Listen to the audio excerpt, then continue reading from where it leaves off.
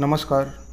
आज की इस वीडियो में हम कक्षा 10वीं विषय हिंदी के अंतर्गत 2022 के जो प्रश्न हैं उनका हल देखेंगे। यहाँ पे हम देखेंगे सेट ए। सीधे प्रश्नों में आ जाते हैं। हमारे पास पहला प्रश्न है, 4 विकल्पों में से एक विकल्प का अपने को चयन करना है। क्या है? बादल को गिरते देखा है के कवि हैं, यानी बादल को गिरते देखा है ये पाठ का नाम है, इनके कवि का नाम है नागार्जुन। ठीक है। दूसरा प्रश्न, मिट्टी से कलाकृतियाँ बनाना है। मिट्टी से जो कलाकृतियाँ बनाई जाती है उसे क्या कहते हैं? तो यहाँ पे आएगा मृणशिल्प। तीसरा प्रश्न है, घीसा ने अंतिम विदाई में गुरु साहब को दिया। घीसा ने अंतिम विदाई में गुरु साहब को क्या दिया? तो उन्होंने दिया तरबूज। क्या दिया? तरबूज दिया। चौथा प्रश्न है, गृह प्रवेश कविता किस छंद में है, यानी इसमें कौन से छंद का प्रयोग किया गया है सतीश जायसवाल जी के द्वारा? तो इसमें कोई भी छंद का प्रयोग नहीं किया है, यानी सा मुक्त छंद, यानी छंद से मुक्त, यानी बिना छंद के वो रचना है। आगे बढ़ते हैं। प्रश्न क्रमांक 5, जेब कतरा पाठ से हमें क्या शिक्षा मिलती है? तो इसमें आएगा अमानवीय संवेदना की शिक्षा मिलती है। अब आ जाते हैं खाली स्थान में। खाली स्थान में पहला है हमारे पास, अमरकंटक का गर्व खाली स्थान को माना जाता है। तो अमरकंटक का गर्व किसको माना जाता है? नर्मदा। ठीक है, किसको माना जाता है? नर्मदा को माना जाता है। दिनकर जी ने ईश्वर का प्रतिनिधि खाली स्थान को माना है। तो किसको माना है?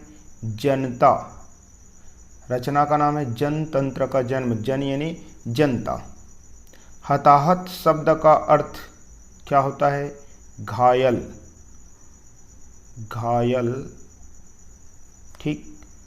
चौथा, कोठी माँ धान छलक जाए ये जिंदगी फिर चमक जाए। चमक शब्द आएगा।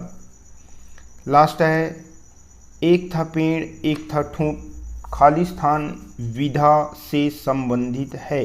ये विधा यानी होता है प्रकार। विधा यानी होता है प्रकार। तो ये कौन से टाइप से रचना है ये अपने को बताना है। तो ये है किस रचना से संबंधित है, यानी निबंध। ये एक क्या है? निबंध विधा है। तो इस प्रकार से रिक्त स्थान हुआ। आगे बढ़ते हैं, उचित संबंध जोड़ों में आ जाते हैं। इधर दिया है क खंड में, टैक्स वीर नारायण सिंह को फांसी दी गई। धरती के हीरा 24 मिनट का कालखंड को क्या कहते हैं? अधिनायकता का प्रतीक। तो इजी तरीके से देख लेते हैं। इधर क्या है आपके पास? कर्मशील मनुष्य, हिटलर व स्टालिन, रायपुर नगर मध्य, जय स्तंभ चौक, शुल्क या कर और घड़ी। तो केयर कर लेते हैं। पहला है हमारे पास क्या? टैक्स। टैक्स को क्या बोलते हैं? शुल्क या कर। तो ये आ गया पहला का। उसके बाद मान लीजिए ये हमारे लिए इजी है। चौथा, 24 घंटे का कालखंड को क्या बोलते हैं? घड़ी। क्या बोलते हैं? घड़ी। तो ये चौथा में आ गया। उसके बाद मान लीजिए ये अधिनायकता का प्रतीक अगर आप जानते होंगे तो आप बता सकते हैं कौन सा? हिटलर व स्टालिन को बोला गया है। ये हो गया 5वां का। अब बच गए तो हमारे पास धरती के हीरा किसको बोला गया, यानी कर्मशील मनुष्य को बोला गया है। तो ये अपने पास आ जाएगा तीसरा। लास्ट हमारे पास क्या बचा? एक जो बचा है वो है वीर नारायण सिंह को फांसी दी गई। कहाँ पे? रायपुर नगर मध्य जय स्तंभ चौक। रायपुर के जो जय स्तंभ चौक है वहाँ पर इनको फांसी दिया गया। तो इस प्रकार से ऑब्जेक्टिव क्वेश्चन हो गए। आगे बढ़ते हैं 2 नंबर वाले प्रश्नों में। हमारे पास पहला प्रश्न है, छायावादी रचनाकार के नाम लिखिए। तो छायावाद में 4 आधार स्तंभ कवि है। उनमें से यहाँ पे दो का नाम है, एक है आपका प्रसाद, दूसरा है आपका निराला। तो प्रसाद बोले तो जयशंकर प्रसाद और निराला बोले तो क्या, सूर्यकांत त्रिपाठी। निराला। दो नाम और याद रख लेना, एक वर्मा, महादेवी वर्मा घीसा पाठ के लेखक है ना, उसके बाद है एक है पंत, सुमित्रा नंदन पंत, तो ये भी याद रख लेना। तीसरा है प्रश्न क्रमांक तीसरा, तुरतुरिया नामक स्थान क्यों प्रसिद्ध है। ये प्रश्न जो है पेपर में बहुत ही ज़्यादा बार आ चुका है, इसलिए अच्छे से देखना। तुरतुरिया नामक स्थान निम्न कारणों से प्रसिद्ध है। पहला ये बता देना इनका लोकेशन, तो ये कहाँ है, वर्तमान बलौदाबाजार जिले में स्थित, यानी छत्तीसगढ़ के वर्तमान बलौदाबाजार जिले में स्थित है। इससे पहले किस में था, रायपुर में था, जब बलौदाबाजार जिला नहीं बना था। दूसरा, वाल्मीकि का आश्रम, महर्षि वाल्मीकि का आश्रम है यहाँ। उसके बाद है तीसरा, कविता की पहली ऋचा अर्थात श्लोक यहीं से फूटी। चौथा है आदि शंकराचार्य जिनके गुरु गोविंद पाद स्वामी जी का जन्म स्थली भी है तुरतुरिया।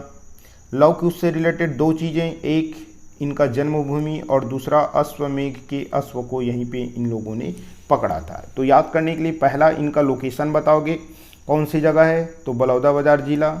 उसके बाद महर्षि वाल्मीकि का आश्रम, उसके बाद श्लोक शब्द याद रखोगे तो कविता की पहली श्लोक यहीं फूटी। आदि शंकराचार्य के गुरु को गोविंद पाद स्वामी का जन्मस्थली। लवकुश से रिलेटेड दो, एक उनका जन्मस्थली और दूसरा अश्वमेघ के अश्व को, घोड़े को यहीं पे पकड़ा। प्रश्न क्रमांक 4 में आ जाते हैं। प्रश्न क्रमांक 4 है हमारे पास, घिसा कक्षा लगने के पूर्व क्या तैयारी करता था। तो घिसा जो है कक्षा लगने के पूर्व क्या करता था, यानी शनिवार को, रविवार को कक्षा लगता था तो घिसा जो है शनिवार को पीपल की छाया को झाड़ बुहार कर गोबर मिट्टी से लीपता था। यानी अच्छे से उनको झाड़ बुहार कर क्या करते थे, गोबर और पानी से उस ज़मीन को जहाँ पे उनकी कक्षा लगता था, पीपल पेड़ की जो छाया है उसके नीचे को गोबर पानी से वो लीपता है। फिर दूसरे दिन, शनिवार का काम हुआ, दूसरे दिन पुनः वो सुबह स्कूल आ जाते हैं और कक्षा लगने से पहले वहाँ पे पुनः झाड़ते हैं, बाढ़ते हैं, पत्तियाँ वगैरह गिरते हैं उनको साफ करते हैं और नदी के तट पर बैठकर गुरु साहब यानी महादेवी वर्मा का वो इंतज़ार करते हैं। जैसे ही गुरु साहब दिखता है दौड़ता दौड़ता आकर वो कक्षा में क्या हो जाते हैं, बैठ जाते हैं। तो ये हुआ।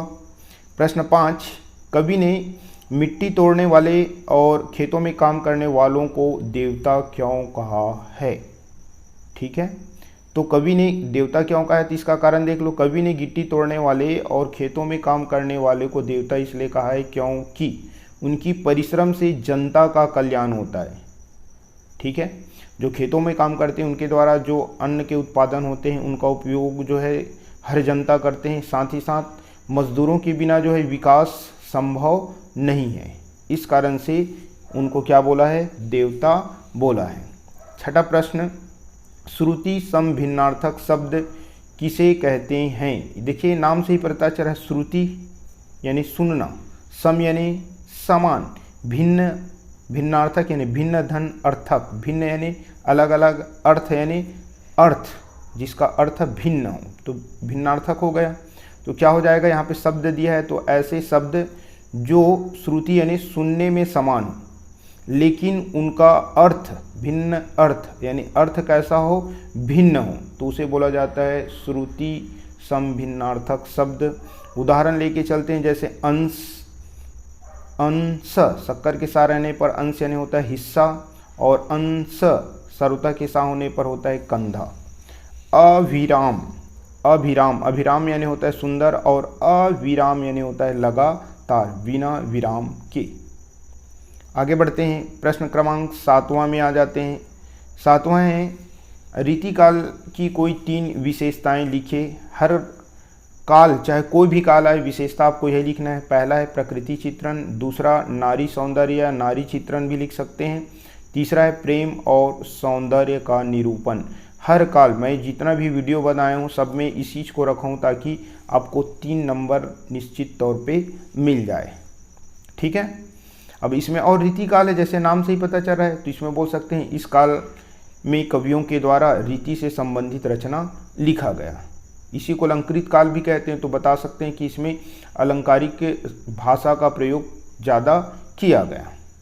उसके बाद है 8वां, लेखक और जेबकतरा में आपने किन समानता का अनुभव किया। समानता यानी दोनों में कौन से गुण सेम थे, ये समानता कहलाएगा।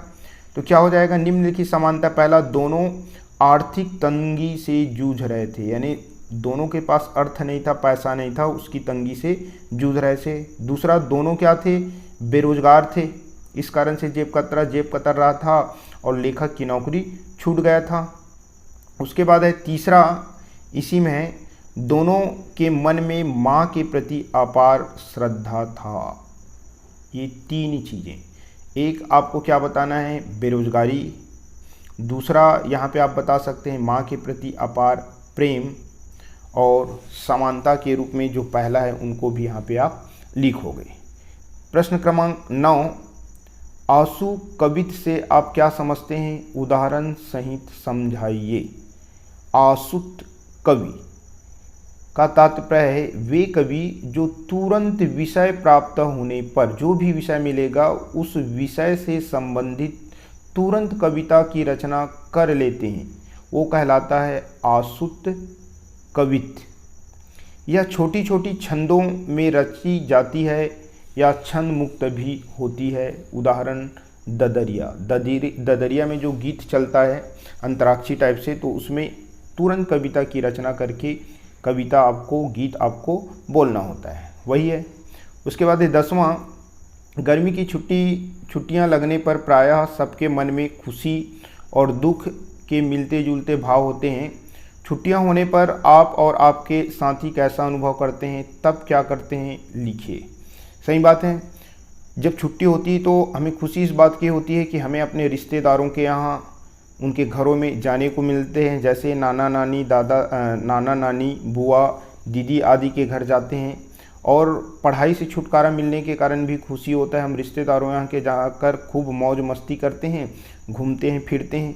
ये तो खुशी की बात हुई। लेकिन दुख की बात कब होती है कि हम अपने मित्रों से बिछुड़ जाते हैं। बेहद कम संभावना रहता है कि हम अपने मित्रों से, अपने सहपाठियों से मेल जोल कर पाएँ। इसी प्रकार का अनुभव होता है, सबके मन में इसी प्रकार के विचार आते हैं। तो इसको आप अपने आधार पर और भी सेट करके लिख सकते हैं तो भी सही होगा। इस प्रकार से ये 2 अंक वाले और 3 अंक वाले प्रश्न हो गए। और 11 नंबर के जो प्रश्न रहेंगे उसमें अथवा रहेंगे, जो 4 अंक से लेकर उधर 5 अंक वाले और 8 अंक वाले निबंध के रूप में, उसमें सब कॉमन ही रहेंगे। ठीक है, आगे बढ़ेंगे। –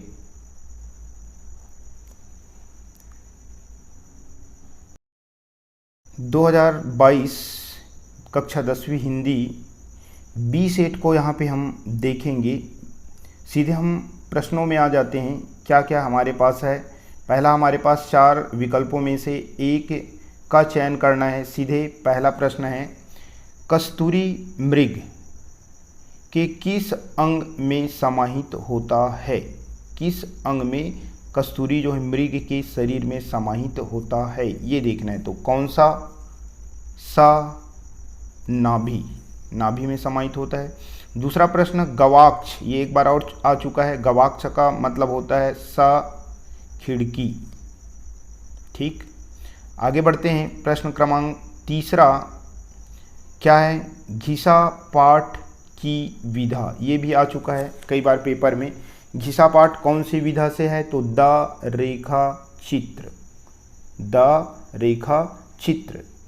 उसके बाद है चौथा, गृह प्रवेश कविता में कवि के मन की व्यथा। कवि के मन की क्या व्यथा है, कवि जो है अकेला रहता है, यानी अकेलापन, बा आ जाएगा, अकेलापन की व्यथा। इसी कारण चिड़ियों को बुलाने के लिए झालर और घर के अंदर आईना लगाता है। 5वां है, मैं लेखक कैसे बना। पाठ के लेखक कौन है, तो मैं लेखक कैसे बने, पाठ का लेखक है अमृतलाल नागर, अमृतलाल नागर। आगे बढ़ते हैं, रिक्त स्थानों की पूर्ति कीजिए। पहला है, अमरेश्वर के कंठ से ही खाली स्थान निकलती है। तो अमरेश्वर के कंठ से ही क्या निकलती है, नर्मदा, राइट। दूसरा है शब्द के अंत में लगने वाला शब्दांश। मान लीजिए कोई शब्द है, इस शब्द के अंत में नहीं, यहाँ पे कोई शब्दांश लगेगा और नए शब्द बनाएगा, तो जो बाद में लगता है उसको क्या बोला जाता है, प्रत्यय। क्या बोला जाता है, प्रत्यय बोला जाता है। तीसरा, माटी वाली कहानी की प्रमुख समस्या खाली स्थान की है, तो किसकी है, विस्थापन, यानी उस जगह को छोड़कर दूसरे जगह में विस्थापित होना। चौथा है, रामचरण को खाली स्थान बीमारी हो गई थी, तो उनको क्या हो गया था, लकवा। हिंदी में लकवा, छत्तीसगढ़ी में बोलेंगे तो लोकवा, राइट। पांचवा है, हिटलर को लेखक ने खाली स्थान की संज्ञा दी, तो यहाँ पे क्या आ जाएगा, अधिनायक, अधिनायक, ठीक है। अधिनायक या अधिनायकता शब्द भी यूज़ कर सकते हैं, इस प्रकार से हो गया। अब आगे बढ़ते हैं, तो हमारे पास है उचित संबंध जोड़ो। इसमें हमारे पास क्या क्या देख लेते हैं। क खंड में सदाचार का ताबीज, वीर नारायण सिंह, छत्तीसगढ़ काव्य संकलन, जीवन और यौवन, एक था पेड़ एक था ठूंठ, ठीक है। इधर हमारे पास है आरसी प्रसाद सिंह, कन्हैयालाल प्रभाकर, उसके बाद है हरिशंकर परसाई, नंदिया मरे प्यास और सोना खान। ये तीन नाम जो है व्यक्ति का नाम है, दो जो बचा है इसी के आधार पे पहले टारगेट हल करेंगे, राइट।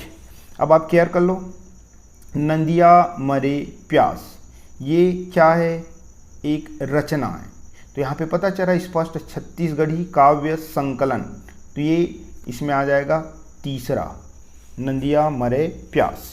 अब आप देखिए सोना खान शब्द है, सोना खान का संबंध किससे होगा, तो पाठ है वीर नारायण सिंह, कहाँ का जमींदार था, सोना खान का, तो यहाँ पे आ जाएगा दूसरा। अब व्यक्ति से संबंधित में देख लो, जीवन और यौवन का कवि किसको बोला जाता है, आरसी प्रसाद सिंह को बोला जाता है, तो ये चौथा का उत्तर।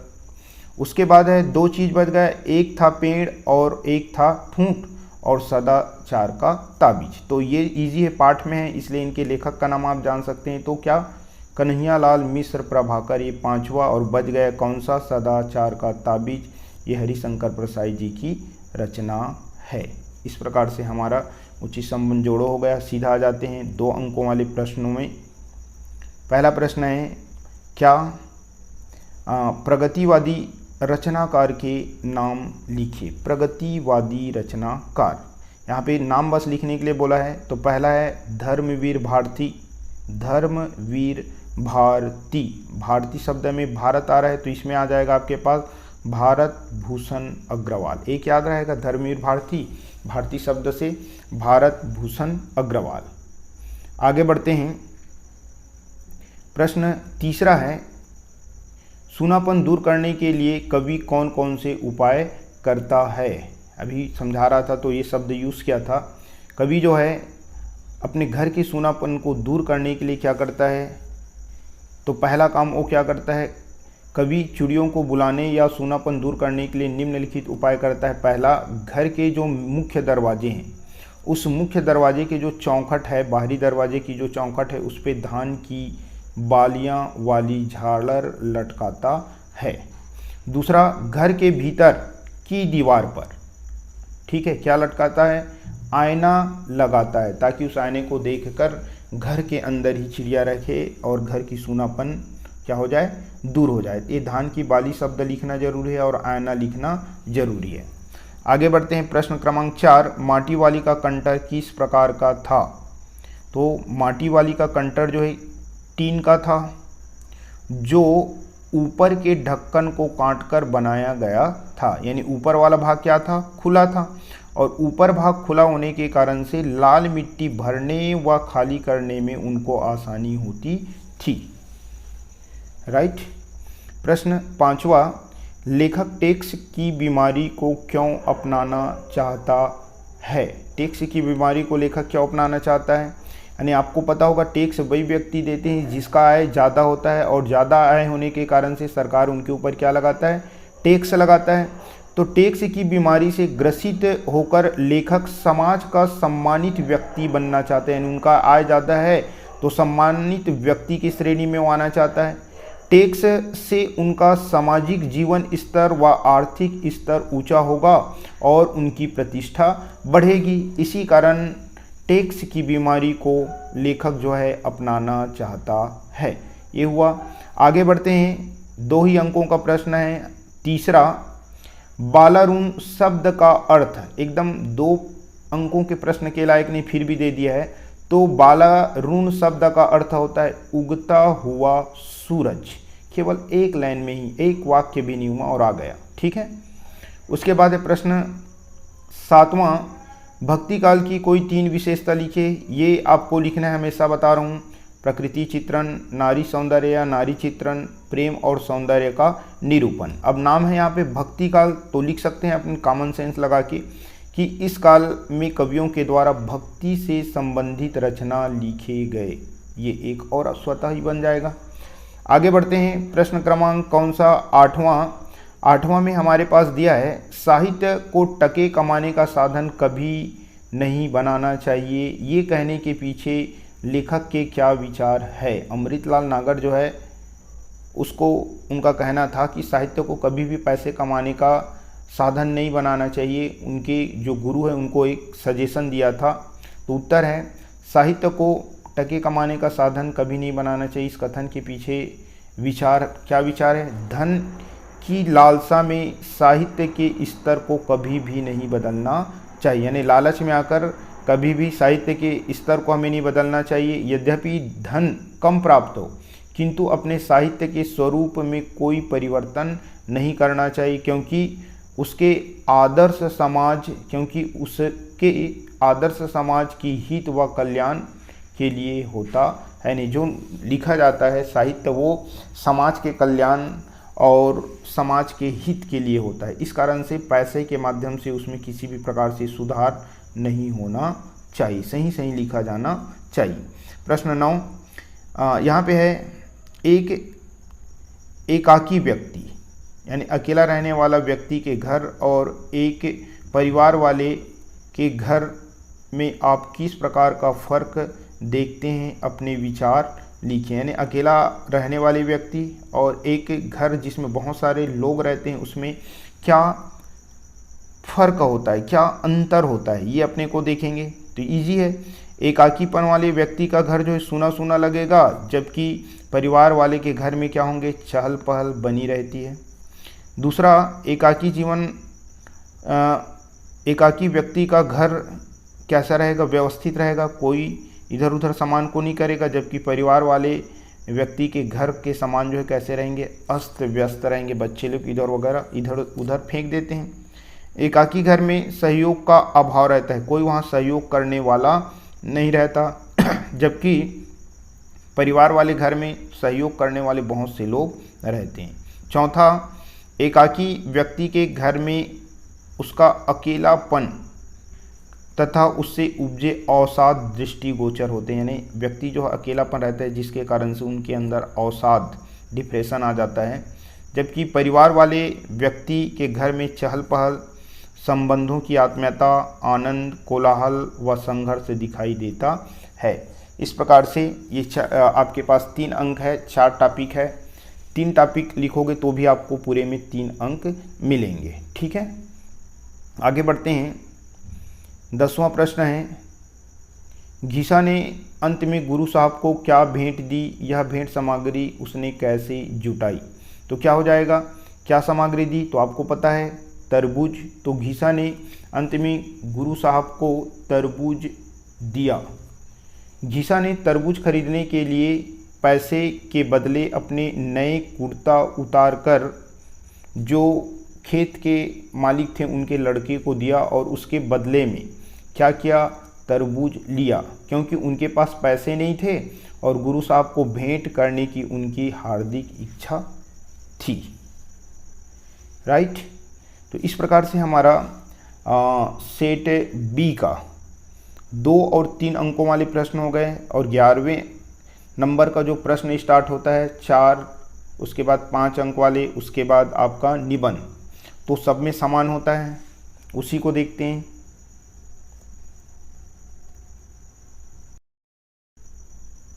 अब देखते हैं 2022 सी सेट को, कक्षा 10वीं हिंदी सी सेट को देखते हैं। सी सेट में क्या क्या प्रश्न है, सीधे हम प्रश्नों में आ जाते हैं। पहला प्रश्न है सही विकल्प यानी 4 विकल्पों में से हमको चयन करना है। पहला प्रश्न है नर्मदा की सखी जिसने उनके साथ छल किया उनका नाम क्या है, तो आ जूहिला। दूसरा प्रश्न है माटी वाली पाठ की विधा, माटी वाली पाठ कौन सी विधा का है, तो ये कौन सी विधा का है, बा कहानी विधा। याद रखोगे कौन सी विधा, कहानी विधा। आगे बढ़ते हैं। प्रश्न तीसरा,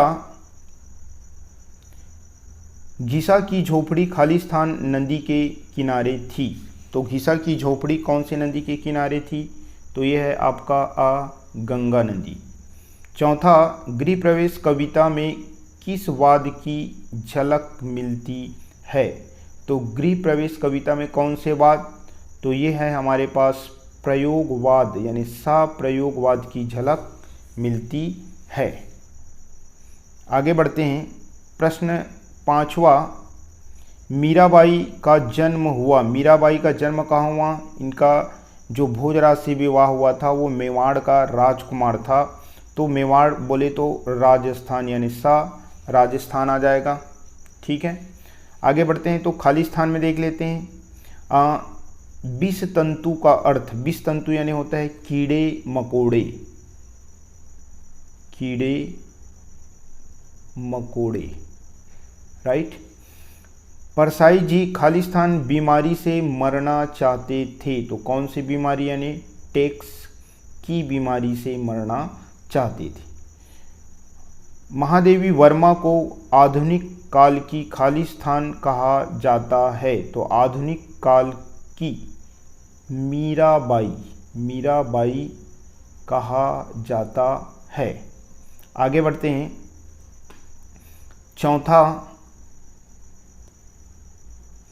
चौथा प्रश्न है क्या परदेसी राम वर्मा द्वारा रचित छत्तीसगढ़ी उपन्यास जिसका नाम है आवा, ये पंडित रविशंकर विश्वविद्यालय के एमए के पाठ्यक्रम में है। अगर आप हिंदी साहित्य में एमए करोगे तो आपको पढ़ने के लिए मिलेगा। ठूंठ खालिस्तान का प्रतीक है, तो ठूंठ जो है निर्जीवता, निर्जीवता का प्रतीक है, ये वह है निर्जीवता का प्रतीक है। अब अपन आते हैं किसमें, उचित संबंध जोड़ों में। इधर है का में जनतंत्र का जन्म, माखन, ये जिंदगी फिर चमक जाए, झरना और स्टॉलिन। इधर हमारे पास है भगवती लाल सेन, निर्झर, अधिनायकता, रामधारी सिंह दिनकर और व्यापारी। ठीक है, अब इसको थोड़ा दिमाग लगा के हल करोगे तो स्वतः ही बन जाएगा, कोई प्रॉब्लम नहीं होगा आपको। यहाँ पे देखो माखन लाल एक व्यक्ति का नाम हुआ, राइट। जनतंत्र का जन्म एक रचना हुआ, ये जिंदगी फिर चमक जाए ये भी एक रचना है, तो रचना कौन लिखेगा, कोई व्यक्ति ही लिखेगा, तो ये रचना हुआ और ये रचना हुआ। तो इसमें व्यक्ति का नाम क्या क्या है आप केयर कर लो, एक भगवती लाल सेन व्यक्ति का नाम है और दूसरा रामधारी सिंह दिनकर। अब अंदाज लगा लो, तो जनतंत्र का जन्म में क्या आ जाएगा, रामधारी सिंह दिनकर, ये पहला। ये जिंदगी फिर चमक जाए में क्या आएगा, भगवती लाल सेन, ये तीसरा। अब आप केयर कर लो, इधर है माखन, इधर है झरना और इधर है स्टॉलिन, स्टॉलिन। और इधर क्या बचा, निर्झर, तो झरना में तो स्पष्ट आ गए हमारे पास निर्झर यानी चौथा। अब बच गए दो, एक माखन और एक स्टॉलिन। माखन कौन है, तो अगर आप वी नारायण सिंह वाला पाठ पढ़े होंगे तो ये माखन जो है क्या है, व्यापारी है। इसी के गोदाम को लूटकर भूख से मर रहे जनता को अनाज की व्यवस्था किया था कौन, वीर नारायण सिंह ने, और इसी के कारण से शिकायत किया था। स्टालिन के बारे में क्या है, अधिनायकता, अधिनायकता, ये पांचवा। तो थोड़ा दिमाग लगा के अगर उचित संबंध जोड़ो बनाएंगे तो आपको आसानी से हल कर पाएंगे और आपको पूरे में पूरे 5 अंक मिलेंगे। अब 2 अंकों वाले प्रश्नों में आ जाते हैं। पहला प्रश्न है प्रगतिवादी रचनाकार के नाम लिखिए। तो प्रगतिवादी रचनाकार त्रिलोचन, और त्रिलोचन यानी तीन नेत्र वाले कौन होते हैं? भगवान शंकर। तो यहाँ पे शिव मंगल सिंह सुमन, तो त्रिलोचन और शिव मंगल सिंह सुमन, ये याद रखोगे। आगे बढ़ते हैं, प्रश्न क्रमांक तीसरा यहाँ पे आ गया। माखन के गोदाम से अनाज को लूटने के पीछे वीर नारायण सिंह का क्या उद्देश्य था? किस उद्देश्य से उनको लूटा, ये उद्देश्य बताएंगे। तो क्या था? पहला, भूखे किसानों की सहायता करना। अकाल पड़ा हुआ था जिसके कारण से किसान लोग भूखे मर रहे थे, इस कारण से उनके गोदाम के ताले तोड़कर वीर नारायण सिंह ने आम जनता को, भूखे किसानों को अनाज शक्ति के अनुसार निकालने के लिए कहा। दूसरा, विशाल अन्न भंडार का उपभोग। वहाँ लोग भूखे मर रहे थे और उनके गोदाम में बहुत सारे चावल थे, इस कारण से उनको क्या किया? ताला तोड़कर आम जनता में बंटवा दिया। तीसरा, सूखाग्रस्त लोगों को अनाज पहुंचाना। और चौथा है लोक कल्याण करना। ये 4 उद्देश्य थे। 2 अंकों के प्रश्न है, मान लीजिए 4 अंकों में आ जाए तो ऐसे चारों लिख सकें, ऐसे करके मैं पूरा चारों यहाँ पे शो किया हूँ। आप 2 लिखेंगे तो आपको पूरे में पूरे 2 अंक मिलेंगे। प्रश्न चौथा, घीसा का यह नाम कैसे पड़ा? तो घीसा की माँ जो है मजदूरी करने जाती तो उसे एक ओर लिटाकर काम में लग जाती। वह पेट के बल, यानी घीसा जो पेट के बल घिसट कर संसार का प्रथम अनुभव प्राप्त किया, इसलिए उनका नाम घीसा पड़ा। घीसा यानी घिसटना, ये केयर करोगे। उसके बाद है पांचवा, बदलती हुई परिस्थितियों में अब राजदंड किसे बनाया जाएगा? तो बदली हुई परिस्थितियों में राजदंड किसको बनाया जाएगा? फावड़े और हल को राजदंड बनाया जाएगा। राइट। छठे नंबर के प्रश्न में आ जाते हैं। क्या पूछा है? समास विग्रह कर समास का नाम लिखिए। विग्रह भी करना है और नाम भी लिखना है। पहला शब्द है स्नान गृह, दूसरा है चौमासा। तो इसका समास विग्रह होगा स्नान के लिए गृह, तो के लिए शब्द आया कर्ता ने कर्म को वाले में, तो ये हो जाएगा आपके पास तत्पुरुष समास। चौमासा, चौ शब्द से 4 शब्द उच्चारित हो रहा है, जहाँ पे 1 2 3 4 इन गिनती वाले शब्द यूज होंगे तो वहाँ पे होता है कौन सा समास? द्विगु। द्वि यानी 2 शब्द, यानी गिनती वाले जो रहेंगे उसमें क्या आएगा? द्विगु समास।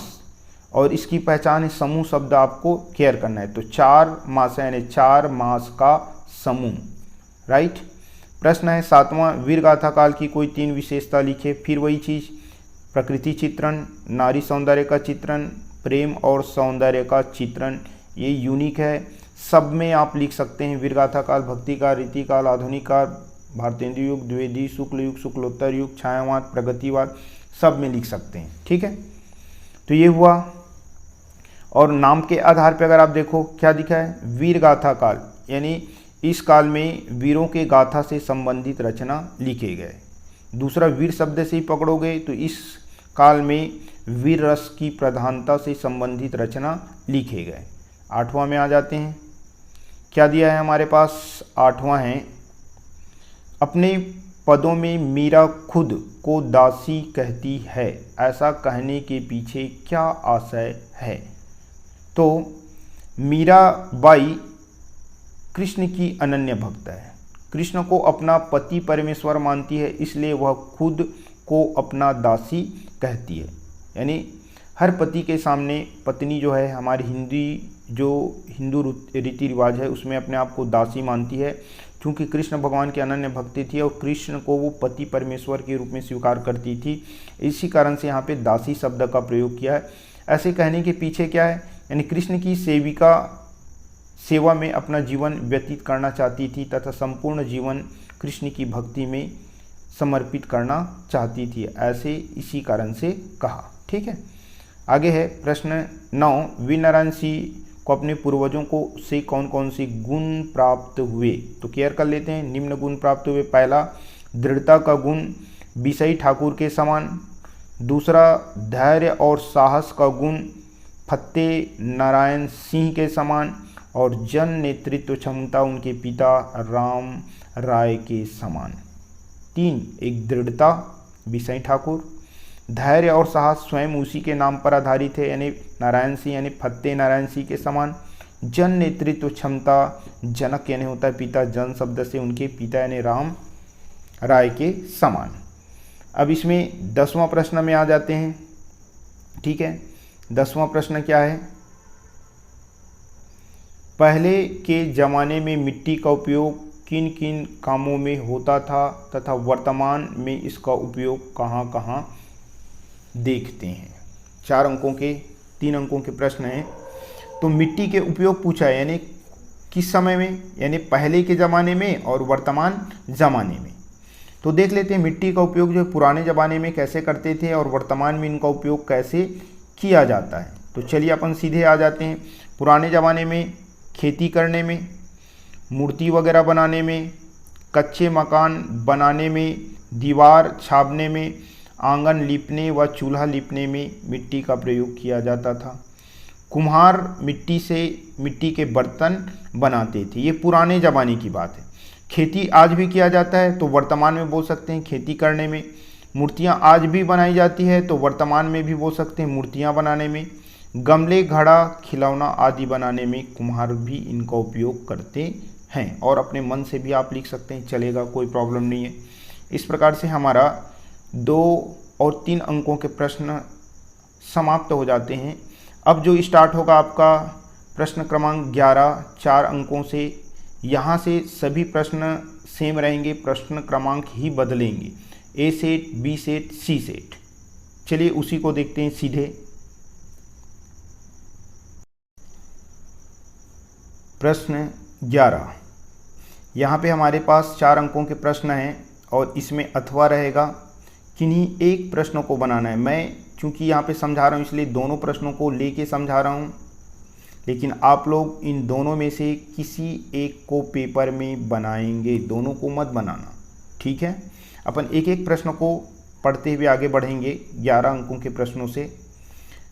11वां प्रश्न है, कवि ने जीवन की समानता झरने के किन किन रूपों से की है, अपने शब्दों में लिखिए। 4 अंकों का है, तो कम से कम यदि हम 4 टॉपिक डाल देते हैं तो हमको पूरे में पूरे 4 अंक मिलेंगे। लेकिन यहाँ पे एक एक्स्ट्रा है, 5 इसलिए डाला हूँ, मान लीजिए आपका याद नहीं हुआ, गड़बड़ा जाएगा, तो वहाँ पे कम से कम तो 4 याद आ जाएंगे। पहला है, दोनों में जोश है, यानी जीवन में भी और झरने में भी, दोनों में क्या है, जोश है। ठीक है। दूसरा, दोनों में गतिशीलता है और क्रियाशीलता है, दोनों गति करते हैं। मनुष्य भी काम करने के लिए इधर उधर अपने आप को गतिशील रखता है, क्रियाशील रखता है, और झरने भी लगातार गतिशील होकर बहते रहते हैं। दोनों बिना सोचे आगे बढ़ने की कामना रखते हैं, बिना सोचे आगे बढ़ता है जोश के साथ। ठीक है। चौथा, नियत मार्ग पर चलते हैं, निश्चित मार्ग में चलते हैं। वैसे ही नौजवान लोग भी एक निश्चित लक्ष्य लेके चलते हैं, वैसे ही झरना भी एक नियत मार्ग पे चलता है। दोनों मार्ग की बाधाओं से लड़ते एवं पार करते आगे बढ़ते, मार्ग में जितने भी बाधाएं आते हैं उनसे लड़ते हैं और पार करते हुए आगे बढ़ते हैं। जैसे झरना, वैसे ही नौजवान लोग, युवा लोग जो भी लक्ष्य बनाते हैं, जो भी टारगेट बनाते हैं, उनको पूरा करते हुए वो आगे बढ़ता है। अथवा वाले प्रश्न में है, आज की परिस्थितियों में एक आदर्श व्यक्ति के जीवन की क्या क्या विशेषताएं हो सकती है, यानी आदर्श व्यक्ति के जीवन की विशेषता, आदर्श व्यक्ति के अंदर क्या क्या क्वालिटी होना चाहिए, ये अपने को बताएंगे। पहला, समन्वयवादी विचारधारा, यानी समन्वय होकर चलना चाहिए, लोगों से मिलजुल कर आगे बढ़ने की प्रेरणा मिलती है ऐसे लोगों से। दूसरा, सत्य की पहचान दृढ़ता से करने में सक्षम, जो चीज़ सत्य है उसकी पहचान करके उसी की ओर आगे बढ़ने की प्रेरणा इन लोगों से हमको मिलती है। तीसरा है वैचारिक दृढ़ता, इनके विचारों में दृढ़ता होती है। चौथा, परोपकारी व विनम्र, ऐसे लोग दूसरों के ऊपर उपकार करते हैं और अपने व्यवहार में एकदम नम्र होते हैं।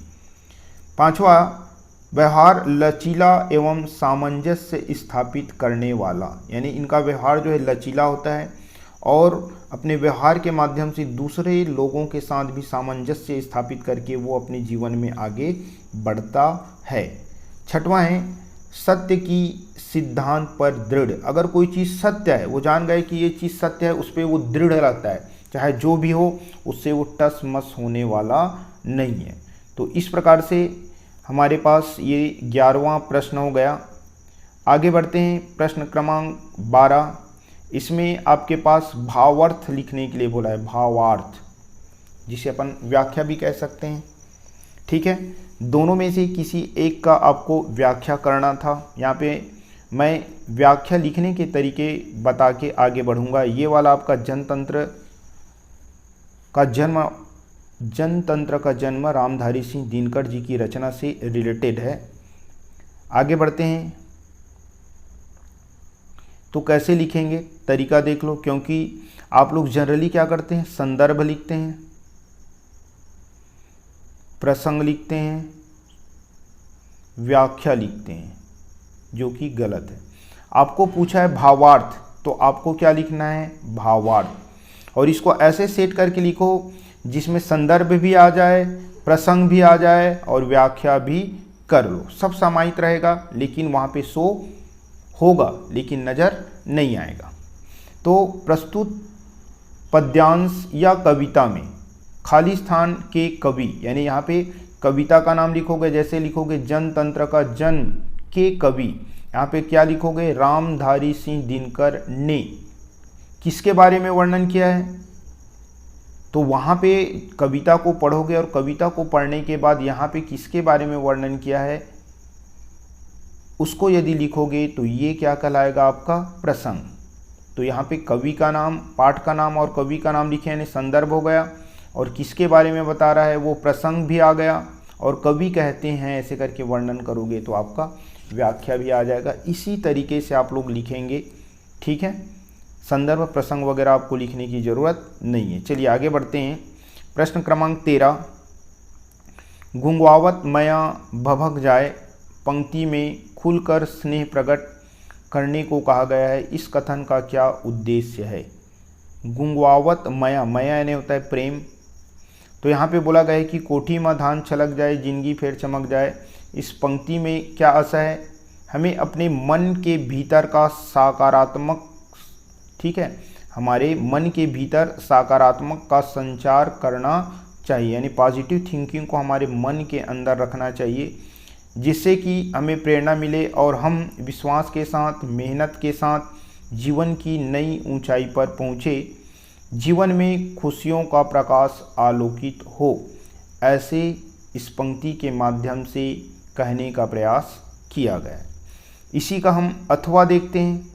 अथवा में कौन सा प्रश्न है, सी कुमार किसान से मजदूर कैसे बन गया, लिखिए। तो सी कुमार किसान से मजदूर कैसे बना, सी कुमार को मृत भोज कराने के लिए खेतीबाड़ी बेचना पड़ा, यानी सी कुमार के पिताजी लकवा मारने के कारण से वो मृत हो जाते हैं। उनके मृत्यु के बाद समाज वालों को सी कुमार जो है मृत्यु भोज कराने के लिए अपनी खेती बाड़ी को वो क्या करता है, बेचता है। साथ में उनके पास बैल रहते हैं, खेती किसानी तो बिक गई तो बैल को रख के क्या करेगा, ऐसे करके वो बैल को भी बेच देता है, जिससे जीविकोपार्जन के साधन क्या हो जाता है, उनका छीन जाता है। अपना जीवन खेती किसानी और बैलों के माध्यम से किसानी करके वो क्या कर रहा था, यापन कर रहा था। वो छीन गए तो एक प्रकार से खेत नहीं रहा, तो मान के चलो किसान नहीं कहलाएगा, और किसान से क्या बन गया, दूसरे के खेतों में काम करने वाले मजदूर बन गए। प्रश्न है 14, नर्मदा सूख जाएगी तो हम लोग कैसे बच सकेंगे। वनवासी स्त्री द्वारा ये बात क्यों कही गई, लिखिए। 4 अंकों का है। तो वनवासी स्त्री द्वारा ये बात क्यों कही गई, तो देखिए, वनवासियों की जीवन का एकमात्र आधार नर्मदा ही है, यानी नर्मदा नदी पर ही पूरा वनवासी आश्रित है।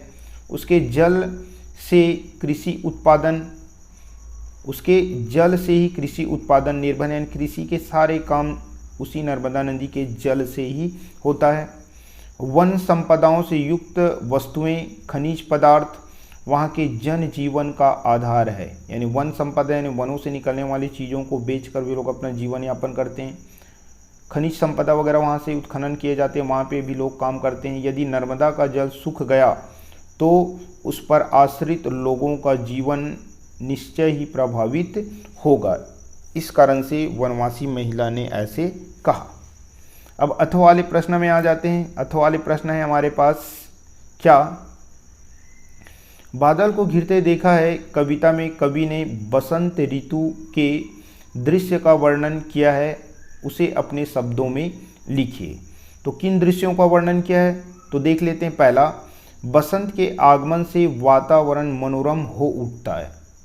सूर्योदय के समय वायु मंद गति से प्रवाहित हो रही है। तो यहाँ पे वातावरण मनोरम और वायु मंद गति से प्रवाहित हो रही, ये हुआ। दूसरा, सूर्य की किरण पर्वत शिखरों पर अपनी सुनहरी आभा बिखेर रही है। सुबह उगने वाले जो पीली लालिमा सूर्य की किरण जो है जब बर्फ से ढके हुए पर्वत की शिखरों पर पड़ती है तो वो सुनहरी दिखाई देती है। उसके बाद है तीसरा, सरोवर के किनारे हरी घास देख ऐसा लगता है मानो किसी ने हरी दरी बिछा रखी है। ठीक है, सरोवर के किनारे जो क्या दिखाई देता है, हरी घास जो दिखाई देता है, ऐसा लगता है मानो किसी ने मखमल बिछा दी हो, हरी चादर बिछा दी हो। चौथा, एक दूसरे के वियोग से व्याकुल रहने से जो श्रापित है चकवी नामक पक्षी, जैसे सूर्योदय होता है दोनों एक दूसरे से मिलते हैं और मिलकर प्रेम क्रीड़ा करने लगते हैं।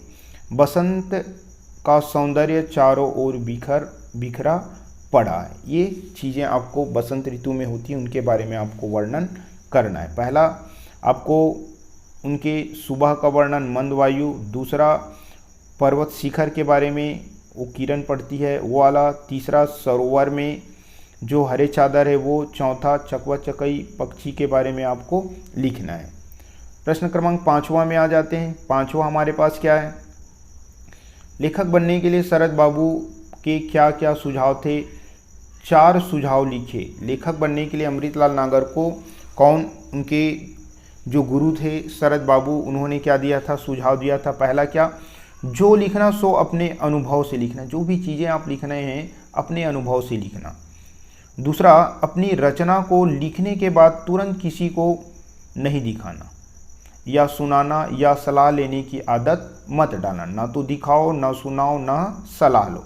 क्या करो, लिख कर उनको अपने पास रखो, बार बार पढ़कर ठंडे मन से उसमें देखो कि क्या सुधार किया जाए। सारी चीज़ें सुधार करने के बाद जब आप पूरी तरह से संतुष्ट हो जाएं तब उसे दूसरे के सामने लाओ। तीसरा, अपनी कलम से कभी भी किसी की निंदा मत करो।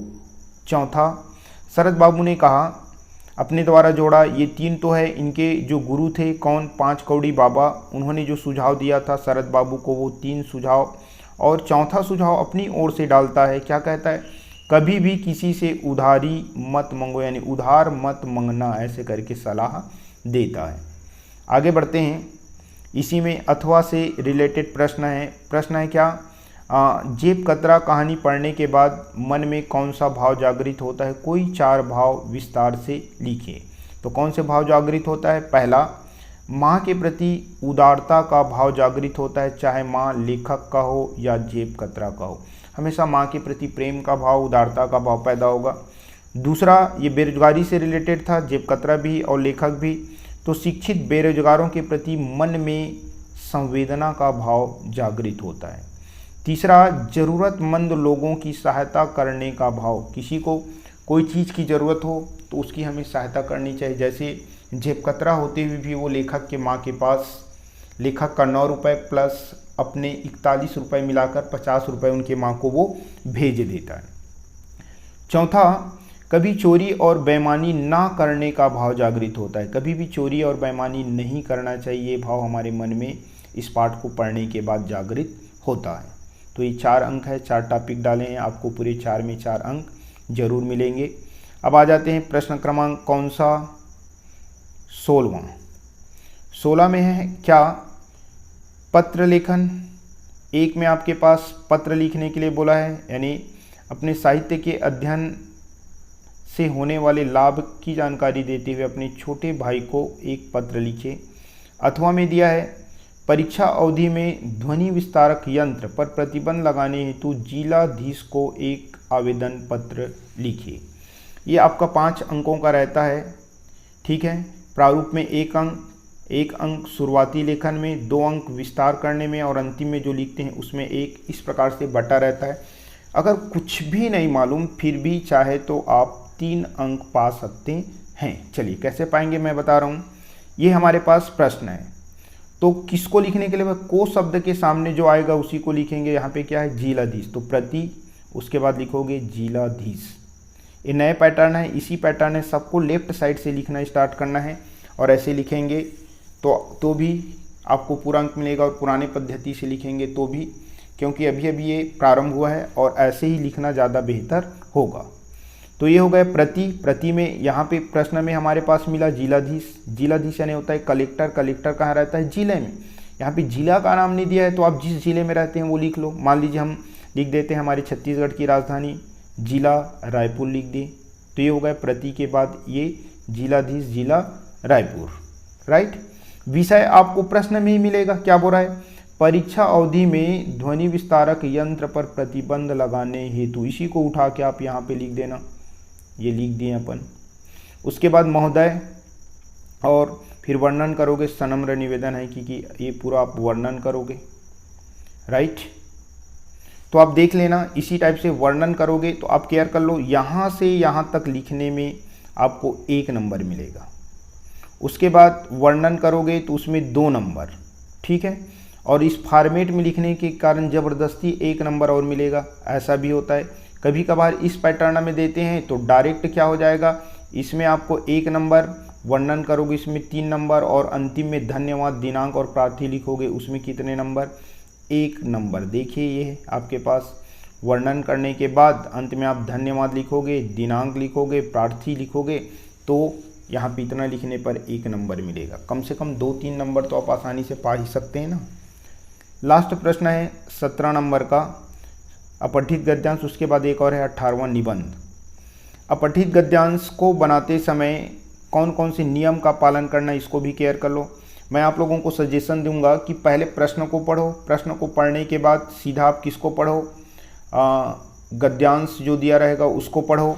और गद्यांश को पढ़ोगे तो एक खासियत याद रखना, शीर्षक जो है यानी पाठ का नाम बोलें या टॉपिक बोलें, हमेशा उसको 1 शब्द से लेकर 5 शब्दों के बीच लिखना है, और ये हमको शुरू के लाइन में प्राप्त होगा या अंतिम लाइन में प्राप्त होगा। जैसे इसकी शीर्षक देख लो, क्या लिखा है हमारे पास, अनुशासन का अर्थ नियम विधियों का पालन करना, इसका सर्वोत्तम रूप आत्म अनुशासन, ये एक लाइन मान के चलिए। अंतिम में अगर देखें तो समाज, शासन, लोक तथा सदाचार आदि के नियमों का अनुपालन करना अनुशासन का अंग है, अनुशासन नैतिकता से परे। जगह जगह अनुशासन शब्द आ रहे हैं, मान के चलिए ये आपके पास शीर्षक हो गया क्या, अनुशासन। उसके बाद जो प्रश्न है इसको पढ़ना है, और नीचे आपके पास 6 प्रश्न दिया है, लेकिन आपको हल करना है 5 प्रश्न। हल करोगे तो पूरे 5 अंक आपको मिलेंगे, ठीक है। चलिए प्रश्न पहला, शीर्षक तो आप ढूंढ लिए, क्या, अनुशासन। दूसरा है सर्वोत्तम और आत्म अनुशासन शब्दों का संधि विच्छेद कीजिए। सर्वधन उत्तम, सर्वधन उत्तम तो सर्वोत्तम, आत्म अनुशासन यानी आत्मधन अनुशासन तो आत्म अनुशासन हो गया। उसके बाद है अनुशासन क्या है, इसका सबसे अच्छा रूप क्या है, तो अनुशासन क्या है, शुरू में ही पढ़ें, शुरू पंक्ति में, नियम विधियों का पालन करना ही अनुशासन है, इसका सबसे अच्छा उदाहरण क्या है, आत्म अनुशासन यानी अपने आत्मा के ऊपर अनुशासन करना। चौथा है व्यक्ति आदर्श कैसे प्रस्तुत करता है, यानी व्यक्ति आदर्श कैसे प्रस्तुत करता है, अनुशासित व्यक्ति अपने आचरण से मूल्यों को व्यवहार में ढालकर आदर्श प्रस्तुत करता है। उसके बाद है 5वां, अनुशासन किससे परे नहीं है, तो यहाँ पे ऑलरेडी दिख रहा है, देख लो, अनुशासन नैतिकता से परे नहीं है, उसी को लिखना है, अनुशासन नैतिकता से परे नहीं है। आगे बढ़ते हैं, प्रश्न 6वां क्या दिया है हमारे पास, अनुशासन और नैतिकता शब्द में उपसर्ग प्रत्यय अलग लिखिए। अनुशासन, अनुधन शासन, चूंकि ये शब्द के सामने लग रहा है इसलिए उपसर्ग, और नैतिकता ता शब्द बाद में लग रहा है इसलिए क्या हो गया प्रत्यय। तो अनुशासन में अनु उपसर्ग और नैतिकता में ता प्रत्यय। अब हमारे पास आ जाता है क्या निबंध लेखन। शब्द सीमा है 250 से लेकर 300 शब्द, यानी आपको एक पेज लिखना है, एक पेज और एक और पेज का हाफ यानी 1.5 पेज आप लिखोगे तो कम से कम आसानी से मान के चलिए 250 शब्द आएगा, क्योंकि एक लाइन में यानी एक पत्ते में आपके पास 25 लाइन होते हैं और जो भी एक लाइन में लिखोगे 8 से 10 शब्द आते हैं। मान लीजिए आप 10 लिखते हैं तो 25 में ही 250 हो जाता है, इसलिए ज़्यादा नहीं लिखेंगे, कम से कम एक पृष्ठ और एक पृष्ठ का और आधा यानी 1.5 पृष्ठ ही लिखेंगे। लिखने का पैटर्न में आपको भी नंबर मिलना होता है। देखिए कभी कभार ऐसे ही दे देते हैं, जैसे यहाँ पे पैटर्न में नहीं बल्कि प्रसंग, उसके बाद बीच का वर्णन और उपसंहार में 2 नंबर ऐसे दिए हैं। कभी कभार क्या होता है प्रारूप में ही 1 नंबर दे देते हैं, इसलिए रूपरेखा भी लिखना जरूरी है। तो इसी प्रारूप में आप लिखोगे, देख लेते हैं कैसे लिखेंगे।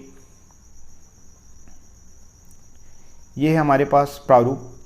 आप लिखोगे रूपरेखा, शुरू में प्रस्तावना, अंतिम में उपसंहार। अब जो चीज़ों के बारे में लिख रहे हैं उनकी टॉपिक यहाँ पे डाल के लिखोगे। अगर मान लीजिए रूपरेखा में ऐसे यदि 1 धन 1 धन 4 धन 2 रहेगा तो ये रूपरेखा इतना ही लिखने के कारण से आपको 1 अंक मिलेगा। अब यहाँ पे आपके पास 2 धन 4 धन 2 है तो प्रस्तावना में 2 नंबर, उपसंहार में 2 नंबर और बीच में जो डील करेंगे वो कम से कम 4 अंक। यानी प्रस्तावना एक टॉपिक हुआ, दूसरा टॉपिक उपसंहार, यहाँ पे कम से कम 2 टॉपिक और डाल के लिखोगे। कितने टॉपिक? कम से कम 2 या 3 या 4 ऐसे लिखो ताकि आपको पूर्णतः अंक मिल सके।